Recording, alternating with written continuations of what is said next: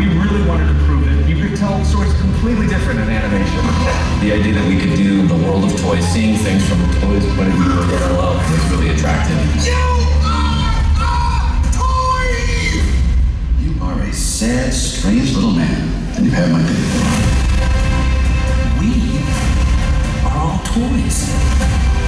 Unique, beautiful toys. We got a chance to make kids happy. Everybody loves these characters. We're not done yet. There's more story to tell. To infinity and beyond!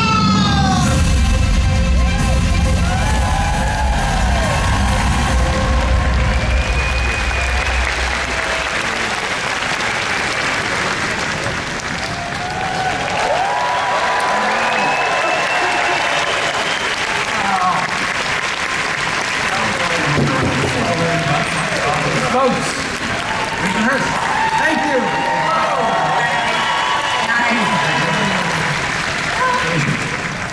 Amazing. If I do this, do you stand? Yeah, do it. We'll be manipulating the front row the whole I wanted time. to do a quick poll. Yeah, the pull in the field right off the bat. Raise your hand if you saw Toy Story for the first time when it was first released in a movie theater. Wow. Raise your hand if you weren't even born when Toy Story came out. Okay, now we know who we're talking to.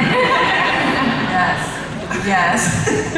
Welcome, thank you for being here, spending time with us. I'm going to introduce our panel. My name is Katherine Sarafian. I'm the Senior Vice President at Pixar. Hey. And I'm the Toy Story. I'm joined by Pete Docter. Pete Docter is the Chief Creative Officer of Pixar. Andrew Stanton,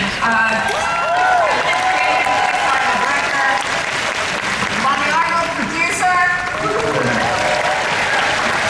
Pauley, a production designer at Pixar now.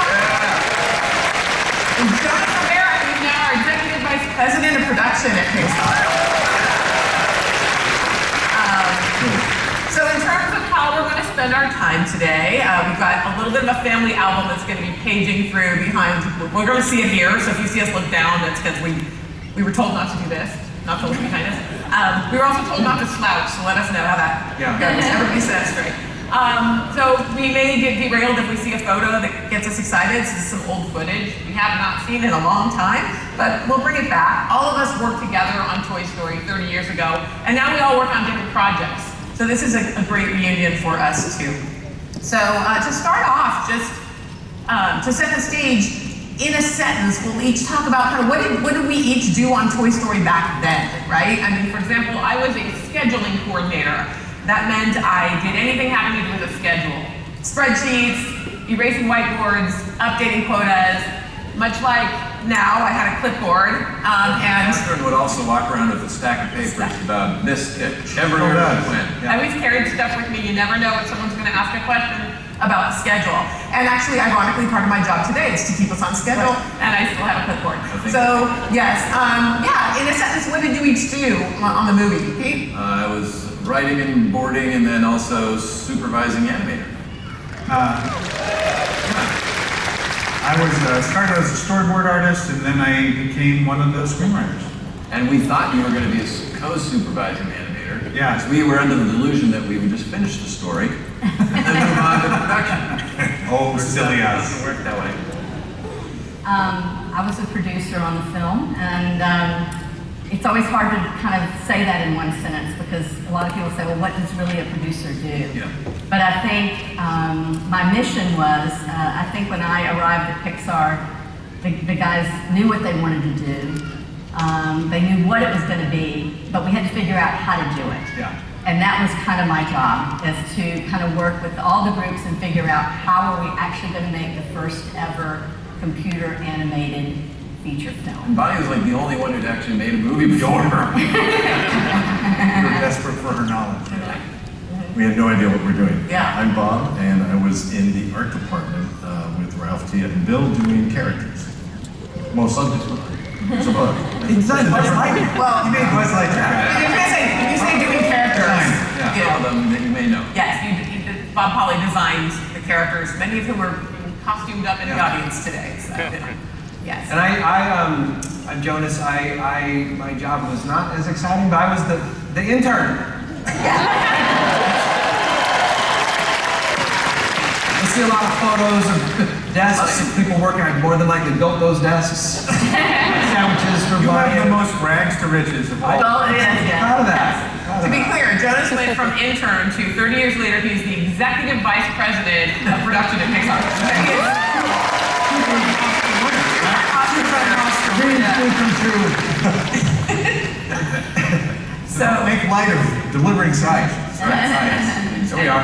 and actually that was a theme on Toy Story, I noticed, since we had never done it before, and we didn't know how long it would last, or how it was going to go. We all did everything we could to make it great, so you delivered the best darn sandwiches. Yeah. This is I was proud of it. the Still whole am. crew, by the way. This is the whole crew that That's made the- Toy Story. That's just one department now in the movie. Yeah, I know. That's my I think we secret. had 120 people-ish. Is that right? Yeah. And yes, literally on Inside Out 2, there were 120 animators. That's not including the technical and the production and everything else. So it was smaller back then. Yeah. Almost everybody there is under 40. Almost everybody up here is over 40. Yeah. It's true too. And that's Bob's scooter in front. Yes, That's right. a lot of scooters. When you think back, and we're going to kind of go chronologically for our first question, because everybody on this stage, and Jonas and I were on the movie the least amount of time. We each came in for the last year of production, but you all, spent a lot more time. So Pete, starting with you and Andrew, remembering the old days in Point Richmond and some of this footage, what are some earliest memories of that time? We were so small, we had 3 requirements when we would interview with somebody, and everybody would interview them, was, can I work with you, can I work with you, can I work with you?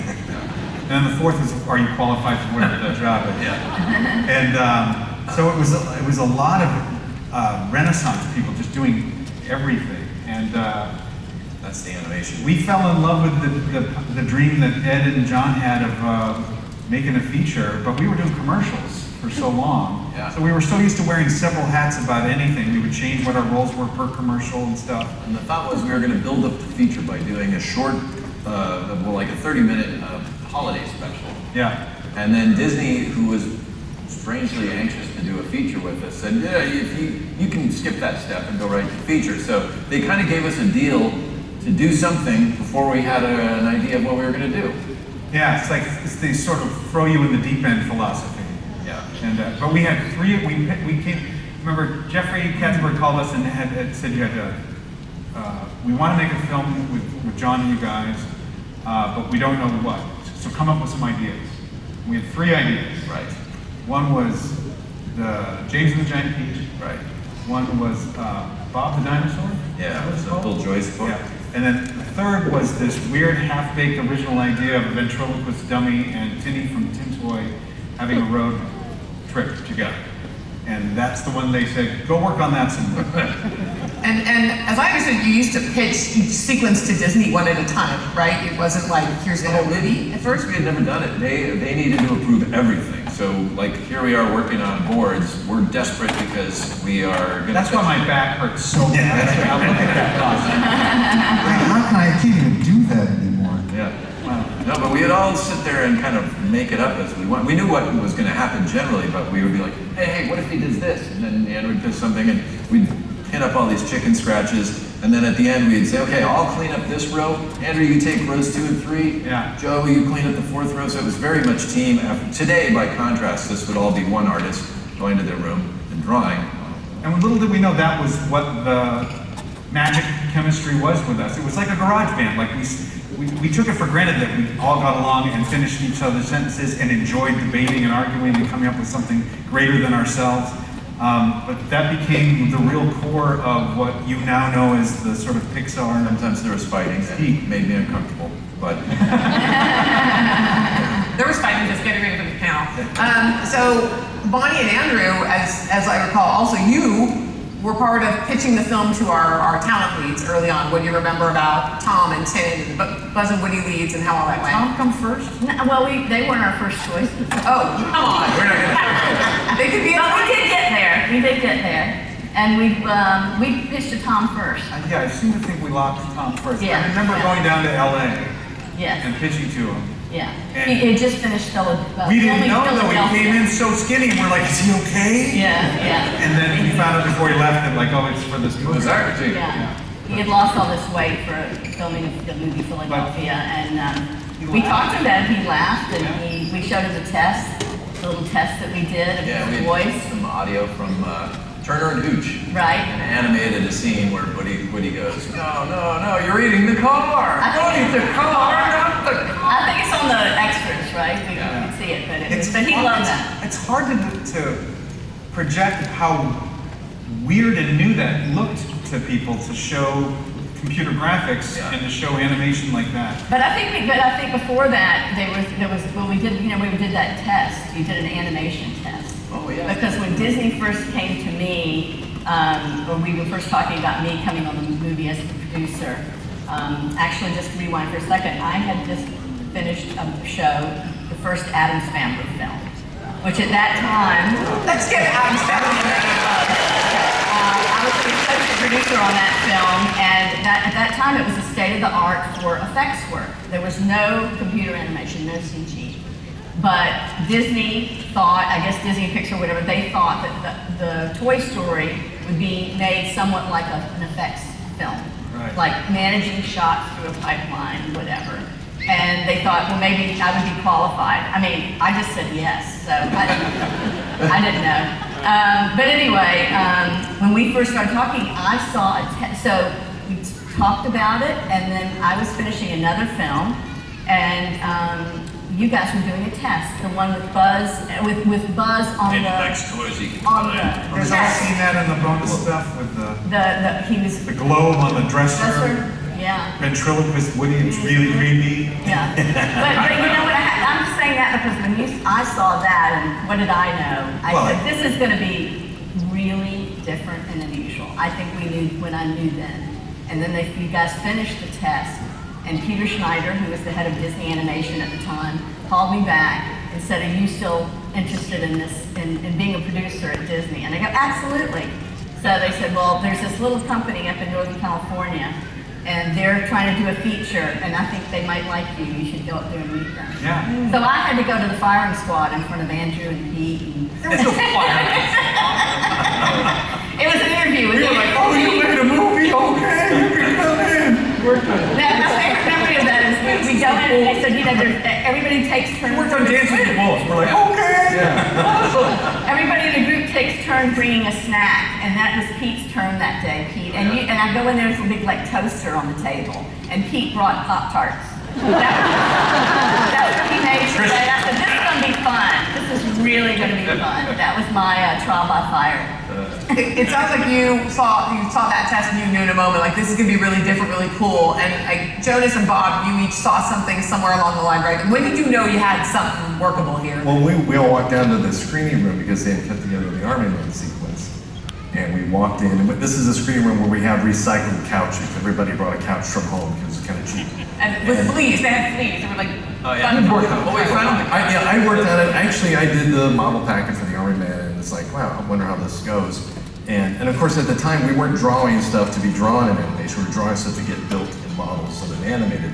So the process was a little different, but walking in there was very exciting. And once I saw it, it blew me away. And walking the hallway, I thought, yeah, I got a job for a little bit. This is going to work out because that is going to be big. I was that was on, I think that was my second day. And I remember, it was my mother's birthday, because I remember having to run out and try to find a phone to call her. But Katherine, you were new, but I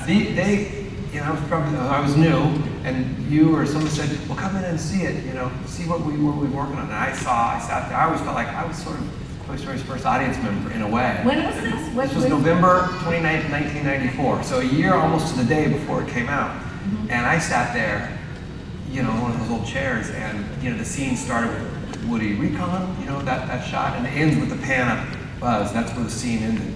And it was on film, and I cried. It was like seeing Fantasia or Star Wars or something in my mind. And I felt the same. I didn't even know what it was.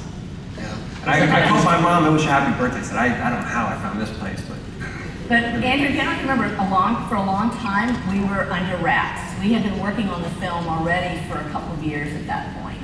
And the only people that were seeing what we were doing were us. Yeah. And then a couple of the executives at Disney, they were a little bit uncertain about, was it going to be good? How was it going to turn out?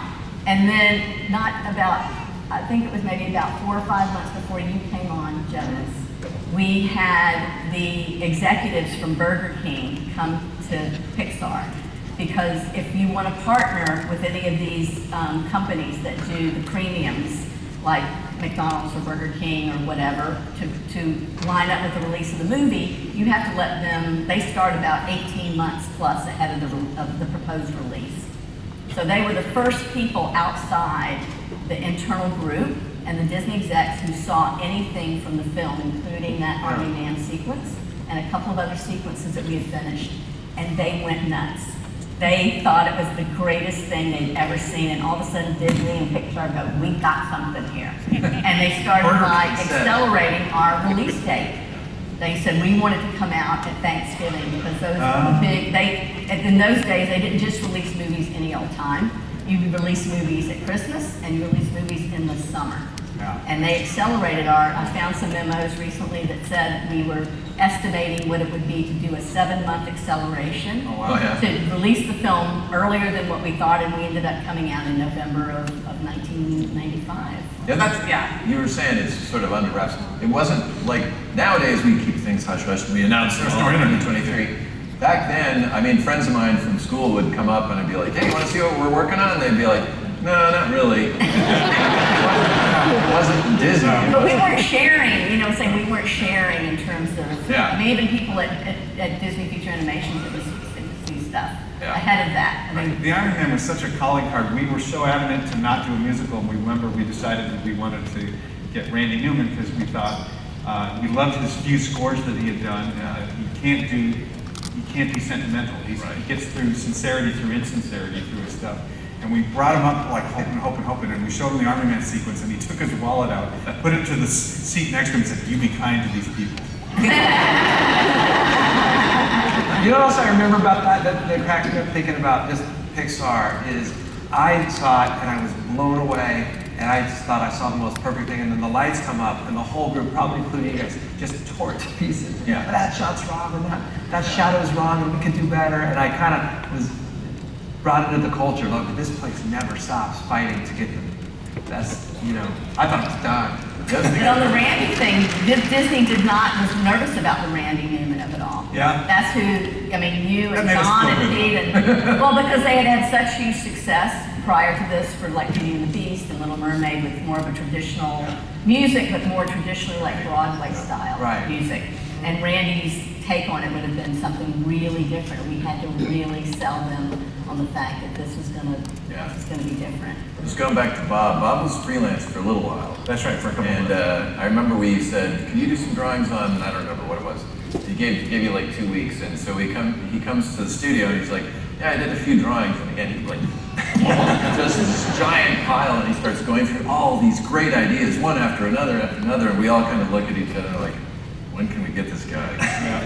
And it was a cool time because you were across the bay in San Francisco. You would finish up you were working on Nightmare. Yeah. So Nightmare and Toy Story, Night Before Christmas, all being done in San Francisco. It was just a cool little animation. And when I was at Nightmare, it was like leather jackets and smoking animators, and it was really, they were tough. I think people were drugged out in the alley behind the studio. And I was like, oh geez, and I got to Pixar, and people wearing shorts, and they got Hawaiian shirts, and it's summer, and I hear a baseball bat being hit out in the park and across the street. It's like, oh my god, this is so nice. It's so much fun. It wasn't a traditional movie making outfit. No. That's what freaked me out. Well, we modeled it. So many of us were from Cal Arts, which was a very Discover Your Desks film school, that we just wanted it to feel like film school or art school. We wanted to keep that adventuresome, courageous, you know, be brave to be as stupid as you can, you know, atmosphere as we could. Which must have been scheduling. Oh yeah, no, it was a little unpleasant. I remember there was one art review where I was like, you know, there's so much to get through, and We just gotta get through all of it. There's not enough time. There's never enough time. Again, let's remember accelerating a schedule by 7 months of something we did not know how to even do on time, right? So it's like figuring out as we go, let's move it up. And then I remember trying to keep a schedule and exiting the room for a minute, coming back and everyone had gone. And Bob, you all had left out the back to trick me and, you know, gone goofing off at the mechanic's bank or something in the back door because it's, well, this is funny. Let's make Katherine more stressed out about the schedule. But there was this feeling of like every moment being infused with fun, even though it was kind of up against this impossible, you know, If you go ahead one slide, the other producer, Ralph Guggenheim. Go back. Yeah, if you can This go is to the one where I'm like, Bonnie got put on a chair. Oh, wait. Look, she's not that tall. Oh, go one more. Where is this? Forward one. There it is. Oh my God. I don't know how they shot that photo. I'm still only 5 feet tall. Ralph gave us the keys to his car for some reason, and we stole it and parked it outside of it. Like almost we were going to drive it into his office. You remember this? No. Yeah, you were there. it was really Yeah, you drove. Oh my gosh. And then we went through a drive-through in Ralph's car. Did we? I think we. Oh, okay. We were trying. It doesn't matter. Keep going. We apologize. We're just going down memory lane. Look at that. If I was in the crowd, I want to know it. Yeah, but I mean, there was a lot of things that were obviously different than I like to think you wouldn't, you know, steal someone's car and drive it to their office now. You can't prove it. But other things like Jonas, you would go off-site to make copies, right? And you couldn't even. Well, yeah, I mean, You had no it was very low tech, and there wasn't, you know, copy machines or you know anything. There was. In fact, one of my jobs was at the end of the film. We had to wrap the artwork, and I took the entire collection of every storyboard, original pastel, and all your artwork and everybody's to Kinko's in Berkeley, you know, in my dad's Wagoneer, and spent 2 nights, all night, color copying. You know, God, I don't know how much that cost, but one copy, by the way, wasn't even 2, before we had to box up all the art and send it to Disney because we didn't even have a color copier. So it was very analog. Yeah, really analog. This photo is the cafe, the cafeteria. We didn't. If you go forward one, you can see what we're all eating. When we had company meetings, we had to take turns getting and bringing the food. Remember that? So this is like had to do that. Yeah, you brought Pop-Tarts. Yeah, we would all take turns with food. But it was very low tech, and I remember, Bob, you said it was something like, the building was like a tech company or something? It was like a startup. It was this scrappy startup sort of thing where, you know, I showed up I remember I shared an office with Tia, and I showed up one day and to work, and it's got this old, crappy old desk in it, and it's like a desk with a drawer, and it's not a drawing table. And and it had a CRT on it, this old monitor that was like a terminal, and I was thinking it'd be some fancy Mac or something, but it's for programming, I can't clearly use that. And I think it was just, it was scrappy and we were scrappy, we just had to figure it out ourselves. It almost had a dorm quality to it, and I think we eventually, in a couple of weeks got a drawing table, proper pencil sharpener, and that stuff. But I think that was the fun of it because there's me drawing when I had the Cybert action going on. It was 1994. So yeah, it was the time.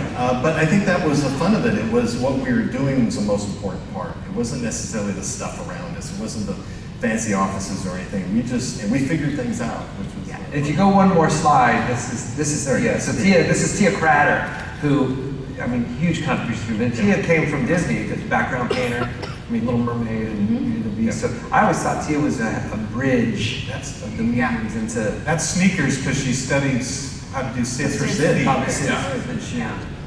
Getting shade or wear and tear reference. Shirt smell. Yeah. All right, everybody sit up. Yeah. Oh yeah, sit up.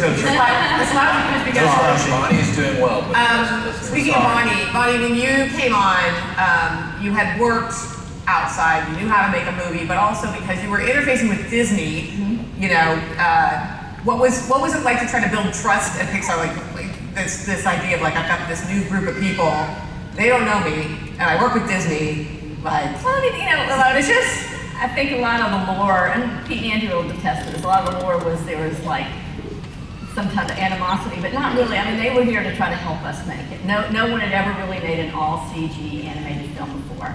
I can't tell you how groundbreaking that was at the time. There were 2 other live action features that were happening simultaneously to Toy Story 1. It was Jurassic Park, the very first one, and Forrest Gump. And just as a comparison, they were sort of groundbreaking for CG, their use of CG animation, obviously, and the dinosaurs and all the things in Forrest Gump that put them in these situations. But, and I don't have this exact statistic, but I think each of those movies had about 100 effect shots in the film. Toy Story had 1,600. Every shot was an effect shot. 1,600 effect shots, edited on an Avid, which no feature film had ever been edited completely on an Avid before. So we had all this, I was crying every day. I said, why are we trying to do everything new for the first time? And it was really challenging. But back to the question, I think Disney really, they knew what they knew, Pixar knew what they knew. There were experts that knew specific things, but collectively we had never done this all together before. And I like to liken it sometimes to like being on just a dirt road and having to pave it, and every day you come in and, okay, we're gonna put the paving stone here and we're all gonna take a step there. And sometimes that was the wrong step and we had to, jag to the right or jag to the left, or, There's a lot of people that still don't know, like, we're based in the Bay Area up in San Francisco, always have been. And that was probably one of the bigger godsends of why things didn't get shut down. Things were crazy because we didn't witness it. Right. Because we were too far Out away. of sight, out of mind. Exactly. And so we were able to kind of make our own mistakes, but fix our own mistakes. Right. And learn. And I don't know if we would have been given that freedom had we been Under. oversight. Not to say anything bad against anybody. We would legitimately make any people with the money nervous. Yeah. I'd be nervous. But that was also a challenge. I remember that we had an accountant who was working with me, and we looked at Pixar had come up with a budget. Well, honestly, Disney made up this number. Nobody really knew what it would cost either. So it's, you can have this much. You can have this much money. And so when I came on, folks, Ralph and Guggenheim, who was the other producer, and with John and whatever, put together what they thought the movie would cost. And when the accountant, this guy Joe Murphy, who came on, who had a lot of experience in live action accounting, I remember he came into my office and he goes, when they did the budget, they did it, you guys have done a lot of commercials, short commercial work, things that were a couple of minutes. Well, they thought Toy Story would be, our movie was going to be 75 minutes. That's what we thought the budget would allow. And so they just took the number of minutes, like they did in commercials, and did a multiplier times this many minutes. And this guy Joe said, I've looked at it and it's not that. It's a multiplier. So they've underestimated the cost of the movie to a factor number. So we're so grossly, every day I'm sitting there counting paper clips. That they have grossly underestimated what it would really cost. We thought we could get it done for about $450.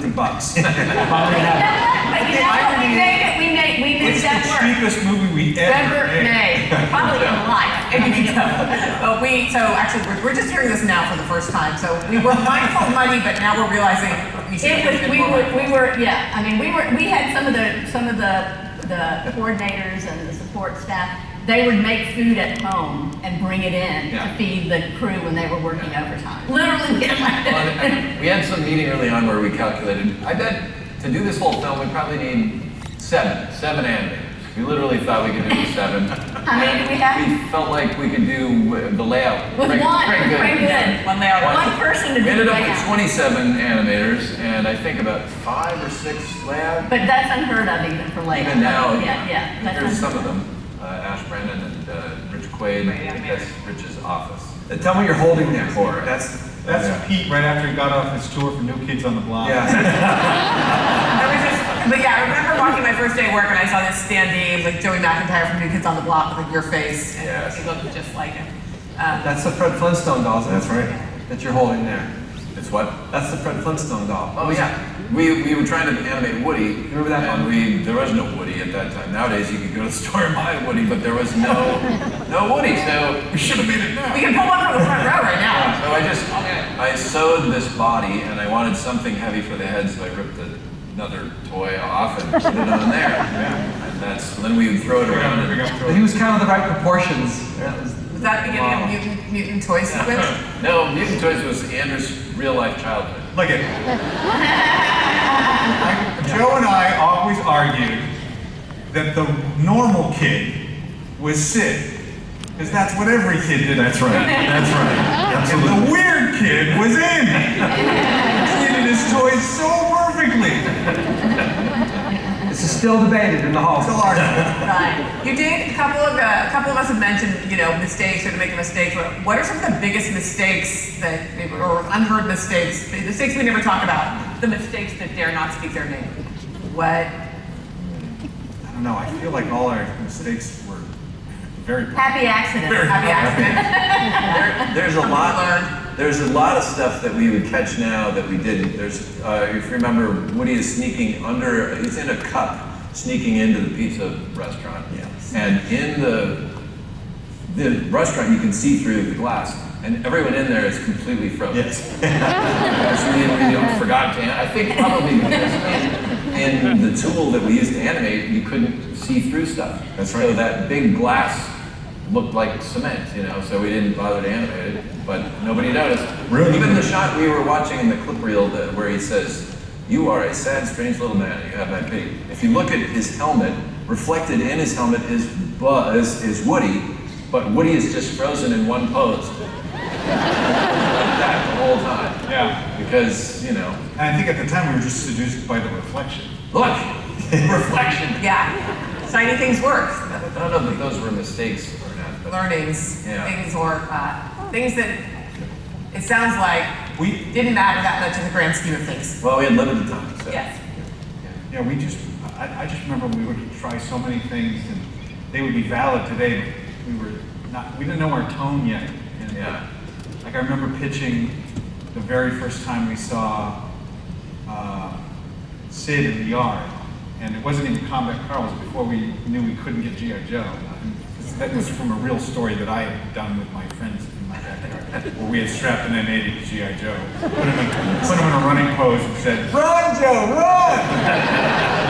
Amazingly, Joe never made it in our play tonight. And so that cracked John up, so we put that in there. But I boarded that sequence the first time, and that used to go somewhere different. There was a big boom, and then all the shrapnel hit the roof. And all the toys looked up in and followed the sound of the shrapnel, and then a G.I. Joe head just went boom, right on the sill. Save yourself! I still think it's funny. Yeah. Why too far? Too far. I don't think we used Too far. Other than like Mr. Potato Head, we really couldn't use. At that time we actually tried to get Barbie. Later. Oh no, we had a Barbie head. We had a Barbie makeup because those things scared the crap out of me. Oh yeah, those like severed head things. That was Joe put that right there in Sid's room, all messed up. But I think we tried to get Barbies but Tel wouldn't let us. use it. No, Yeah, so- yeah. But ouch, you went. Ralph would always say, "Oh, I just had a big talk with Mr. Potato Head's lawyer," and so it was. But a good there's some like Oh. Slinky and some of those things we were able to get. But Yeah. we tried the other ones, and some of them we could, and some of them we made it work with what we were able to get. Made the story work. Wow. We had the original pizza restaurant was a pizza putt. Pizza putt. Yep. So we had a whole sequence where Woody was trying to escape Scud by running through the different pizza putt, like the windmill. Forgot about that. There was one, I remember Ash Brannon boarded this where the end was if you get a hole-in-one, the clam opens up and there's a mermaid. That was your sort of reward for getting a hole-in-one.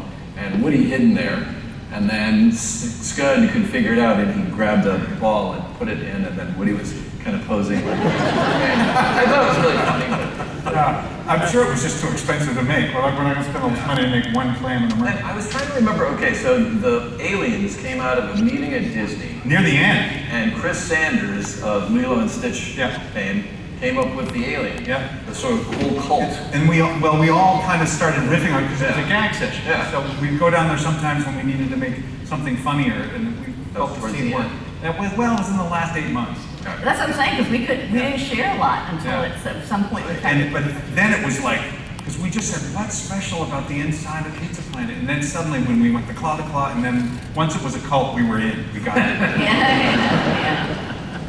But that was one of the most complex, that and the end, the chase at the end with the Pizza Planet and the chase I at the remember end were the two most we had complex. to for us. board that so fast. We had outlined it, and so I sat in a room, a windowless room, probably with no venting. It seemed like, with a Sharpie, just roughing out in circles and lines what the shots would be. And like a factory, every storyboard artist on the team would come in and take the next 6 shots. And I had such a Sharpie high by the end of that 2 days, just like, and then they did this, and we did that whole chase like in like 2, like just machine factory through. These are Joe Ramp's storyboards, by the way. Yeah.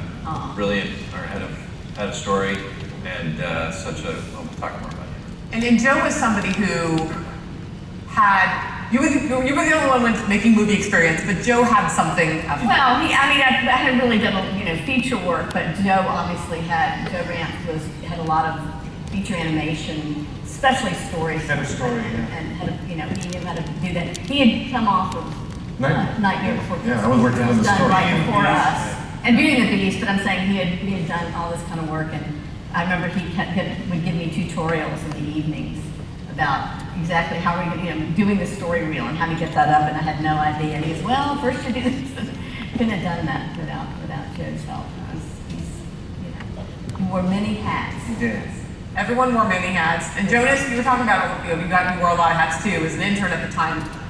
What was your first day like? What was like coming to work there for the first time? Well, I mean, like I said, I grew up loving Disney and Disney movies and I wanted to be an animator when I was a kid, but realized very young I was not an artist, and just dreamed of working for Disney. And at film school, I had heard about Pixar through some of the commercials and literally lucked out and called them. I don't know, maybe you answered. I don't even remember. No, I wasn't there yet. I started 2 weeks before you.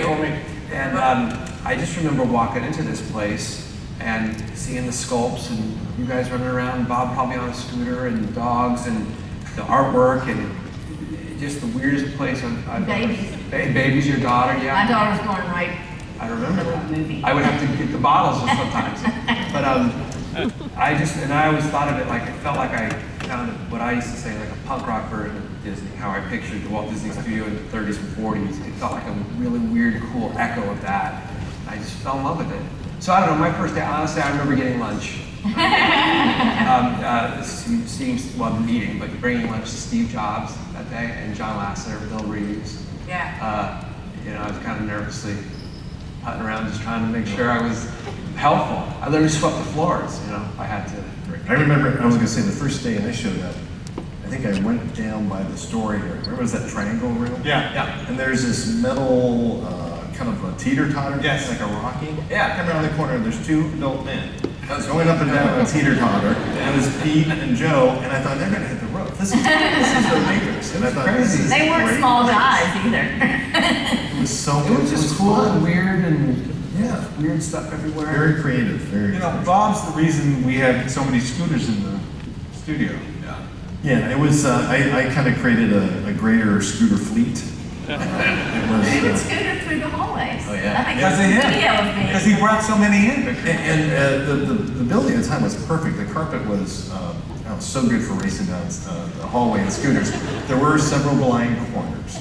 And so those were the challenges, but they were so much fun to zip through. So you just had bells. You just ring the bell, call out, and you can get through. But to get across the building, that was the way to go. There were some blood stains on that blanket. There was. We created a track, and then there was a race. Do you remember this? There was a list of Times, trials. Of course, Lasseter is very competitive, so he was going, and you and Well, I remember Tom Forder was the Yes. most competitive, one of our tech guys who helped invent the whole look of CG. And and he made a number that nobody could beat for the longest time. And it was about 11:30 at night, I think. Yeah. John was animating or rendering something, and he had to wait for it to render, so he got on a scooter, and he was just determined to beat it. And he beats it, and he calls up Tom at midnight, who lived a half hour away, Yeah. that just read his time and hung up. And I swear to God, 30 minutes later, Tom shows up in his pajamas. He drove from It's Marin over the bridge. And Okay. we're just still working, and you're just hearing, who's bam, who's bam, who's bam. And he beat it, but he wasn't going to leave until it was over. That was our premiere. That was like right next to our premiere. Oh, yeah, this is Toy Story. El Capitan. Oh, well. Yeah, the El Cap. Or Still, That's what where was is there? That's where Jimmy Kimmel is now, but Yeah. it wasn't. No, they recreated that to a vacant then. whole toy, into the Pizza Planet or something with the whole rights. the whole- Yeah, there was stores you could Funhouse. enter. Oh, Army men were in there. They The had whole Toy Story Funhouse next to the El Capitan. That was really crazy. Yeah. That's great. That went on for weeks. Look at the cars. Funhouse. Man, the 90s were the 80s. Can you go back to? Yes. I have a question. It was with Treva and Treva and Oh, yeah. B3. Yeah, to maybe the one of Treva and Peter's board one. That's another thing we totally underestimated, the winter Peters? time. Oh, Yeah. We had to end up going out. There, that one. This one? So my question about this, I saw this and I was wondering, is this a staged photo? Was this something for the press? Because it looks like this is Treva and BC, and it looks like they're giving you a fix, and I've never handed and have them smile. So you're like, Treva, hey, Clark, here's and a fix. Jesse's Hedgehog.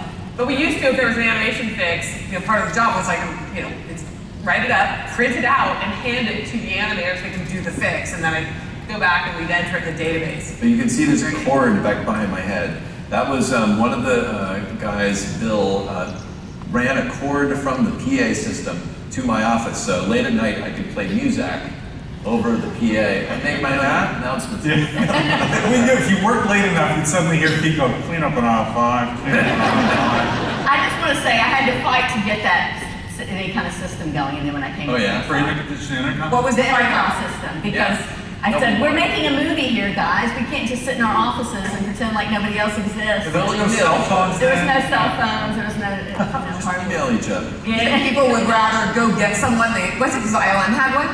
ILM had an intercom system, and they said, we're not ILM, we're gonna do this differently. And the woman who was our one support person when we first started, Deirdre Rivera, who we adore, she would actually have to get up from her desk and run down the hall to tell people that they needed them, or run around. I said, this is not right, we can't do this, we need some kind of system to.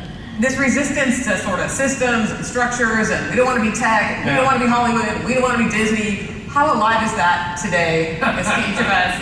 Like, obviously things have changed where we would never print out and hand somebody a fix right now. There's a whole automated process, and It's still fun. we're still pushing back though There's against still that in the structures and systems. Yeah, I think Yeah. so. It's got its own culture, though. It always did. Well, movie making's a bit of a maverick business, and I'm always saying to crews, like, you want to start your own barter system behind the scenes, to get things really get things done. Yeah. Did we have the, Bit of a- I thought I remember in the slideshow the lines of dialogue from the first Woody session. Yeah.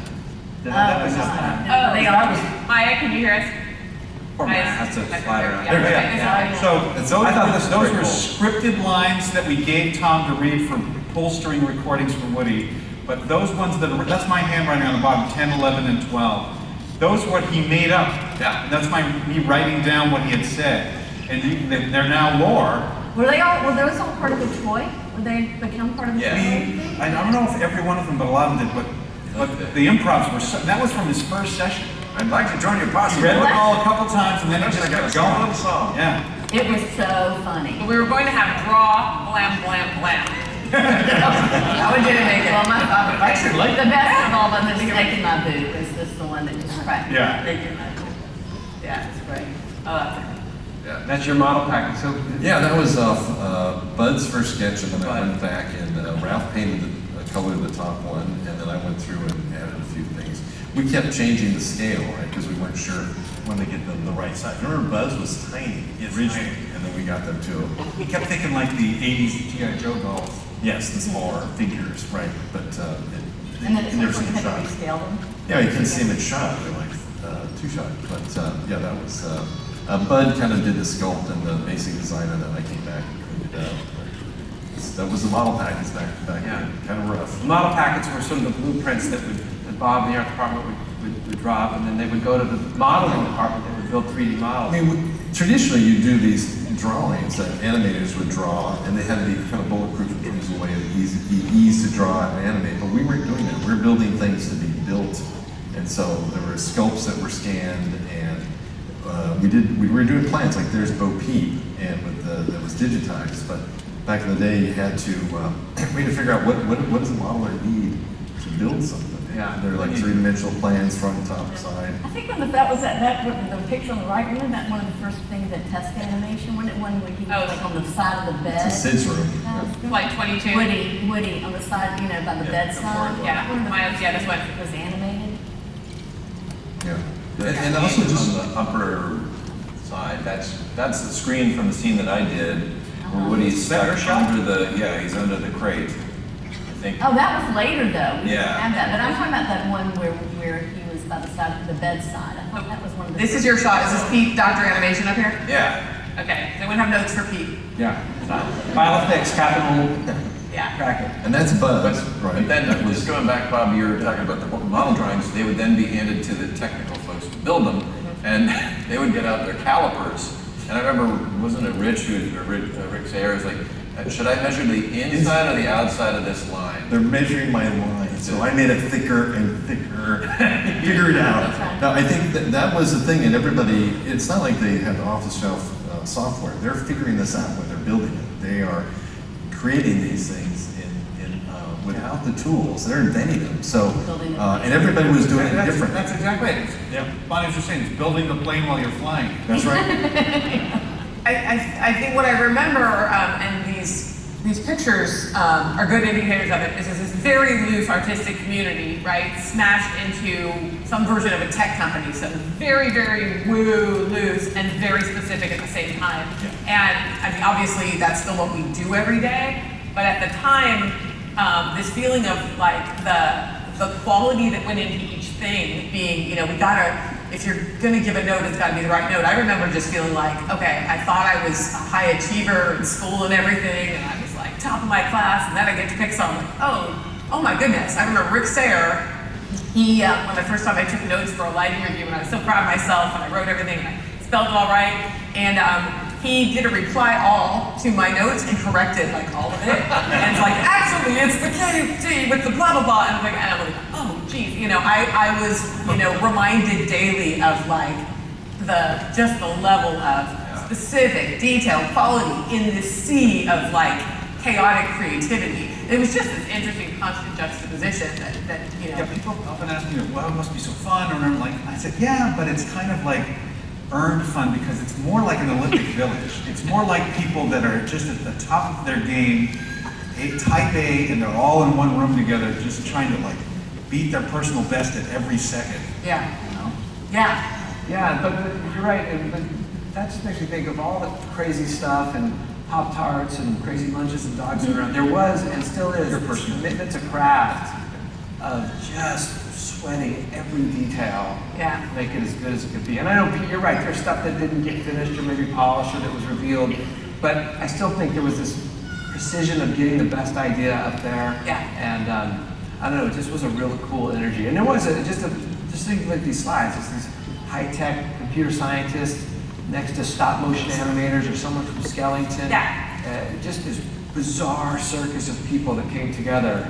You kind of figure out that language between tech and art. Kind of how do we talk to each other in this art. Everybody really open to whatever note made it better. So I mean, even when Rick did the reply all, it was like, this was not a spirit of let me shame you. It was like what everybody's open to learning all the time, the thing that's going to make it better. And that sort of, it permeated through everything, this very like, it's a notes culture, and it's still very much. I think there were maybe 5 people on the animation crew that had used computers before. Almost everybody else came from either hand-drawn or stop-motion. And so we had to train them to use, because if you've animated on a computer before, it's very different than drawing. It's not as intuitive for most people, unless you've done it for a long time. So it would take a good year before people would really start to be able to express themselves fully. And we had just amassed a crew when we ran into huge story problems, and they shut the whole thing down, and they wanted to move us all to LA. Remember this? So, who can blame them? This is, you know, the Disney brass were like, this movie is a disaster. We're going to fire all the animators, and you crew that are coming up with the story, you're going to move to LA. And we didn't buy that. No. I don't know who's responsible for putting the brakes on that, but that bought us a few weeks of reprise, and we said, because I think we were trying to address notes that Disney was giving us, and that's, I don't want to blame it on that, but the movie was bad, We then said, all right, look, if we're going to go down, let's go down doing something we believe in. So we took whatever time we had. Which kind of broke the shackle of worrying about what anybody else wanted and just go, what do we want? Right. And that kind of made us think smarter as a collective and creative band members, inspiring each other. But then we showed the film after that, and I guess there was enough there that they're like, oh, all right, keep going. It wasn't like, But that respite, don't you think that respite kind of bought some time for the animators to get better at on their stuff? Yeah. Tools? But I remember, if we fire everybody, we're gonna have to train, we're gonna need another year to train new people. I think everybody was really underestimating in general what it would take. Yeah. And I think as we realized what it would take, it was, obviously it was going to take longer and cost more money. That's just the way it works. And I think some of that is the reality of what it was. But I think when we were able to wow them with what it could be, that, we persevered. I mean, we persevered with it and were able to kind of, and at that time, being in the San Francisco area, it seemed like that, I felt like we might as well be in the middle of nowhere sometimes.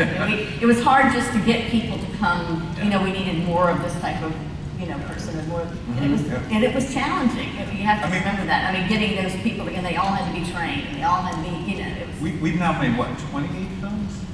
Like, we've learned to recognize the path that, and Joe used to say this, like, he was the only one that I remember him saying this at Toy Story, like, every movie gets to a where's the land moment. Where it's like, you're Columbus, you're on a boat, you've told this crew there's a new world out there, and they see nothing. And it's been months and months and months, and they go, where's the land? And you just lie, and you go, it's there.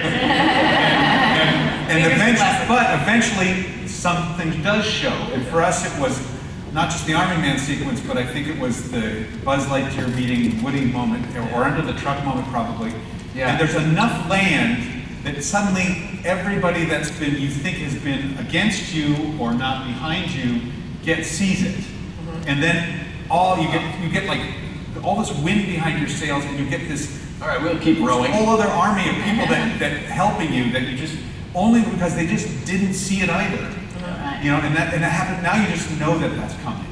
Did you guys feel that in execution? No, I'm asking a question, sorry. Did you feel that in execution? Like, because all these scenes were so great, Army Man and Under the Truck, You're a Toy. But I remember watching it pretty late when we was getting ready for a preview when he's under the crate. We had cracked it. And I remember feeling, oh wow, there is a level of nuance that you being closer, I didn't realize was in this. Was that a scene that felt as a writer? Well, this gets into the weeds in writing and stuff for me. Yeah. Like, the last sequence to get written and really figured out was when they were in the crate. The night before the execution. And by then I was writing full on, Joss had left, and it sounds crazy, but we never talked out loud about what this movie was about. And we all just intuitively got it, because you get it when you're like 2 or 5, like suddenly you have a new brother, a new sister, and you're jealous, and you want to replace it. Suddenly there's a new kid, and you were the popular kid, and suddenly you're not. Like, nobody needed to go into psychoanalysis or, Jung or any of this stuff to like figure out what we were talking about. So it all was very honest and natural, but suddenly we had to have our characters talk about it. And I remember like screaming just in frustration with all of us, like my memories, like Joe and John and you around my shoulders, like just going, what are we trying to have him say? And then finally, it just was, and to me, it's always been my North Star, but how simple can I find it again with another character, where they don't go a monologue, there's not an I want song, they don't say all this stuff, it's not self-aware of the audience, it's a character just saying in their own limited way of understanding the world, the way they really are being vulnerable. He said, I'm the one that should be strapped to that rocket, when Woody said it. And that was his way of saying, I've always been insecure, I've always been, and when we finally had that line, I was like, I get it, now everybody out of my room. He wrote it, but that was like the last thing to get and solidify. There are also some great discoveries in animation. I remember one early on review when it was an animator named Mark Oftedal. And so we had done all, movement that's just based on years and years of history and studying great Disney films. And he had done this one scene of Woody just more or less holding, but his eyes just flicked back and forth. And that was a level of detail that you couldn't do in hand drawn, just because the line wouldn't warble. And my hair stood up on end because it looked like he was alive. It's what real people do. He was alive, and how he discovered that, I don't know. But there were like, I'm literally going to tell you that I'm not. His office was next to mine, and he showed me the shot, and I said, "You should make his eyes." I'm not kidding, but he's the one that made it work, you know. Yeah. We can't end this conversation without talking about slide number 40. Yes. 49. Yeah. Because I just want to say really quickly, because I know we're wrapping up in time. Whenever you're doing something that you've never done before, you need ringers. You've got to have some ringers. Yeah. And these 4 people in particular who are no longer with us on this earth, Ralph Eggleston, Joe Ramp, Bud Lucky, and Glenn McQueen were our ringers. I mean, they were really, the movie would not exist without them. Yeah. And we miss him every day. Ralph was an amazing production designer. I called Disney and said, please send us somebody with a clue that knows how to be an art director. And it felt like we were just blessed with Ralph. And Joe Ramp was the heart and soul of Pixar. He just made the world go round. Bud, and then Glenn McQueen, when everybody else was animating 2 feet a week, Glenn was animating 20 feet a week. Yep. We would have never finished on time and been in the theater without Glenn. when he finished his shot, he'd be like, "We got 2 more days. I'll do another one." We love them and miss them. Bud was, he basically taught me how to count. He assisted in all these great Sesame Street shorts. Yeah. And, He was Ladybug's Picnic and all those. Yeah. He was a great designer and animator. He struggled with the computer quite a bit. He didn't like it. But he was at that time, I think he was one of the oldest people there. Yeah. He was sort of our rock, right? Yeah. He just was the strong silent type, and he just was such a, It's also a testament to, like, everybody always, we do it to bands, to movies, like, you want to give credit to one sole person. And I look at this, and it's like looking at your kids. You can see so many elements of, not just you and your spouse or other ancestors or siblings that just contributed to making the identity that they are. And I look at that and I go, that's Toy Story. Like, it's all the names everybody's ever talked about historically, and it's also them. And it's true of that of any film. There's this collage of a very particular, usually a dozen people that it just would not have its identity without those people. And so, yeah, it's nice to. I don't think Toy Story, I don't think Pixar is right without these 4. There. Yeah. I mean, and on the note of what stays with us from these great talents is 30 years later, this is kind of the last question, what does Toy Story mean to each of us now, 30 years on? I mean, for me it's been, I know that a lot of these pictures, and thanks for bearing with us with our family album slideshow, a lot of these pictures you see, a lot of talented people, you all see a lot of men, and I love them, and yet I had, what's not in a lot of these pictures, and you see behind us, I had a lot of incredible female role models on this movie, and it was my first model, actually, of my first real job, and Bonnie Arnold was there every day, like, pumping the newborn Lily, like, my first model of a working producer was a working parent producer, and so there's never a question in my mind that I could do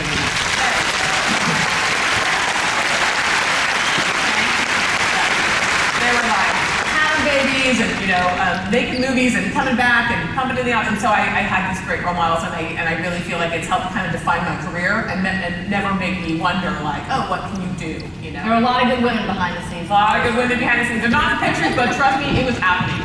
That it was happening. Yeah. What is 30 years later? Final thoughts. You know what? I just have to say that, and this is an homage to everybody on this stage, that John Lasseter and I had this conversation, and it means so much to me today that I love the movie, it means everything to me, a special time in my life, but John and I said that Buzz and Woody would not exist if it wasn't for us. And Buzz and Woody are just, they're part of the popular culture. Yeah. Can you imagine the world without Buzz and Woody? And Yeah. I'm so proud of that.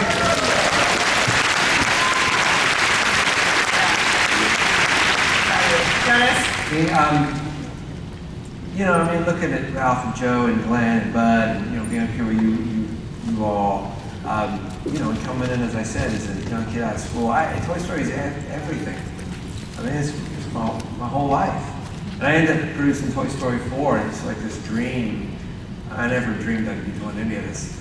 And yeah, I went to the park last night and see even that little sizzle thing where you see the kids walking with Jesse and Woody and Buzz, seeing everyone out here.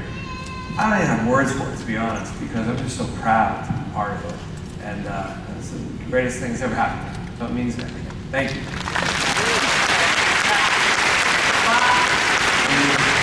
I'm grateful to be with everybody on that. I look at his faces and I just, those moments with Joe, such a good mentor, Ralph, loved Bud and Glenn. I mean, it was a special time. It's one of those things where it was, so we didn't know it at the time, right? You look back and you go, wow, that was a big pivotal moment. But and I think part of it was like in Cars, you know, the journey is the reward. And making that was very special. I think about my kids growing up and having them think about, you know, what they watch and so forth. But Toy Story was a great learning curve and so lovely to be with you guys. So Yeah.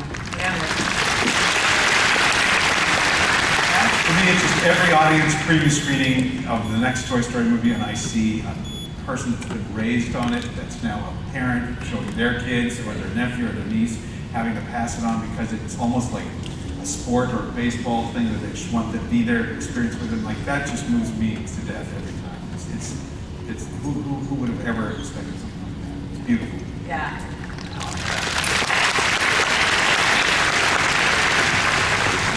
I similarly, you know, grew up on great films of Walt Disney, and it's what lit me up to watch Snow White and Cinderella and Pinocchio and Dumbo, and to have contributed to a film that is now part of that is, I never dreamed that I would be in a position to be able to say that, and it's pretty wild. Thank you. We are so grateful that you spent part of your D23 time with us. There is a lot more Toy Story. Jonas, there's some archive there. There's some archive stuff. Pixar, you go to the Pixar booth, we've got a lot more archival stuff, that the work from the show, some of the artwork. So please go take a look at it. Yeah. A lot of great drawings of Bob's.